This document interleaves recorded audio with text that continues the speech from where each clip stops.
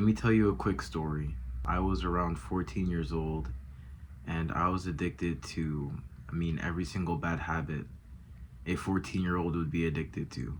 I would constantly play video games, and it wasn't like innocent. It wasn't like playing video games to hop on with your friends or anything like that. No, it was playing video games, not showering, not even brushing my teeth, not even going to sleep, not doing anything like that, skipping days of school. No one was even online. It was just me. And I would just continue playing these games constantly. I would eat horrible junk food. I would eat so much food till my stomach was fucking bulging out of my belt buckle, and I was addicted to porn. I was extremely addicted to watching these fucking disgusting videos of these women and men doing horrible things. For the longest time I wanted to stop. I desperately wanted to stop. I knew exactly what I was doing was wrong. I was looking at videos. I was trying to cold turkey quit the habit, and it just never worked. And you know what's interesting? Even when I started to implement some good habits, like eating clean, like exercising, these feelings still remained, which is very interesting to think that you could do the bad habits and feel this way, but you can also do the good habits and feel this way. So what am I saying? What I'm saying is that the reason why we do bad habits, and even the reason why we do good habits at times, it's all a distraction. What starts a craving? A craving starts when you have a cue. A cue is something visual or something like physical, something mental that cues you to think about doing that certain thing.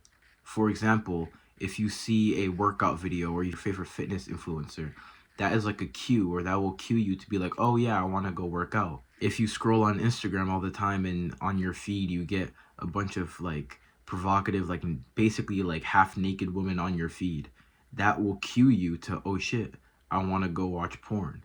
If you constantly walk around in your house and you see junk food and you see a lot of bad stuff that you shouldn't be eating, that will cue you to go eat the junk food because it's right in front of your face. Cues lead to cravings. Yet, cues aren't always physical. Cues aren't always the things that are in your environment, aren't always the things you can just stash away behind the cupboard, aren't always the apps you can just delete, aren't always the friends you can just leave. Cues are mental as well. Now ask yourself this question. How come some people are able to quit habits cold turkey, but others aren't? It's so interesting because a lot of people say that just quit cold turkey and then things will go good, or you have to slowly develop and build towards where you want to be. So why is there this difference from people who can go cold turkey and people who have to build up to where they want to be? The reason is because the people who go cold turkey has fixed the actual issue that the habit was distracting them from. Your bad habits, and even some of your good habits, most of the time are distractions from the actual problem. People don't eat junk food because it's hyper addictive. That's a big reason. It is modified to be as addictive as possible. But binge eating is not just with junk food. People binge eat healthy food as well, because they're not chasing the flavor. They're chasing the feeling of safety that was once taken from them from a period of time. People don't watch porn or jack off just because they're horny, even though that's a big reason. People do it because they're lonely. They long for a companion. They long for someone to call theirs. Yet since they're so demotivated, and since they're so depleted by all of the things from the modern day, they don't have the drive to go and work and chase those things. You know why people are so addicted to video games? It's because people chase a level of status. Video games gives you a level of status. When you get good at the video game, you feel like you're actually progressing. Like you feel like amongst your friends, you are known for being good at the game, and that gives you a sense of status. Habits, good or bad, have a very strong capability to distract you from what you actually have to solve. Now, I'm not saying that you should do the bad habits, and I'm not saying that you shouldn't do the good habits like exercise, meditation, journaling. All of these things do help you in making sure your life is much better. Yet we can focus on the one minute thing, the one detail, the one moment in time where you were wronged in order to make your progress flourish so much brighter. So, what do we do about this?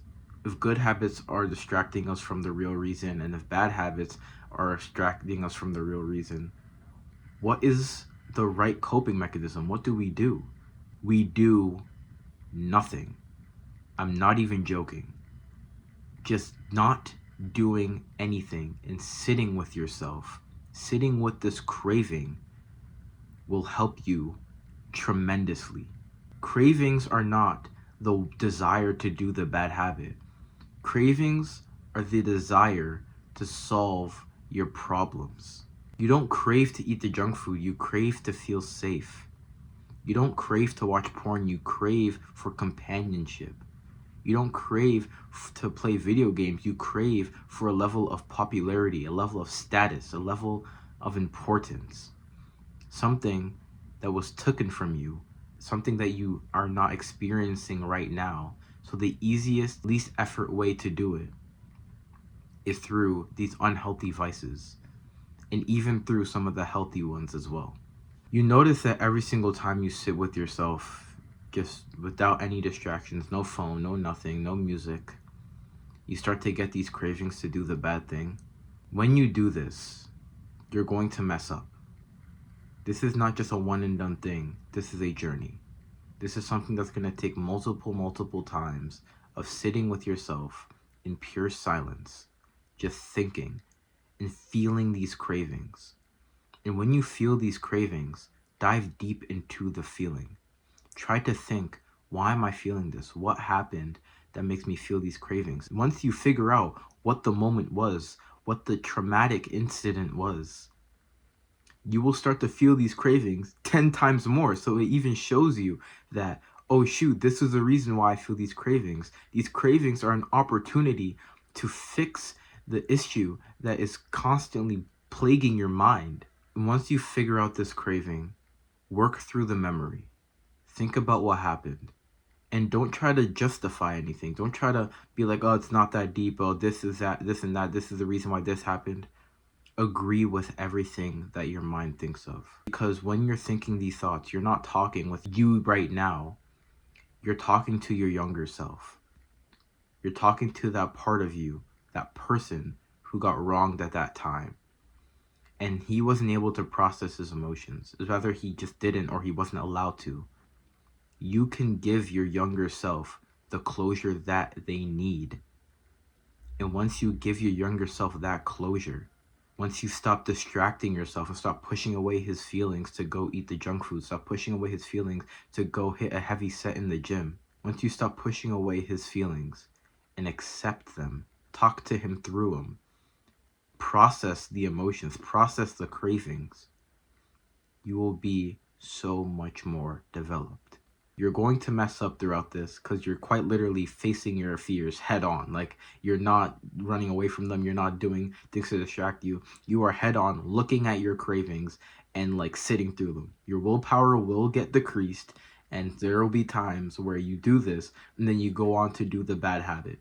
But listen, the whole point is that you do this in general, because over the long run, this will stop you from doing the bad things. And this will change your reasons for doing the good things. It's not to distract yourself. It's to help yourself.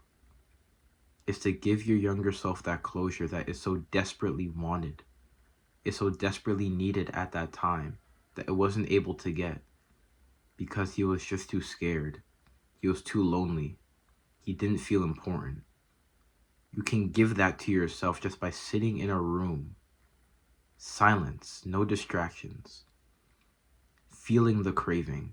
Feeling the longing of something that you haven't had. And once you figure it out, And once you make progress towards that thing, craving, relapse, inconsistency, procrastination will be a thing of the past. That's it.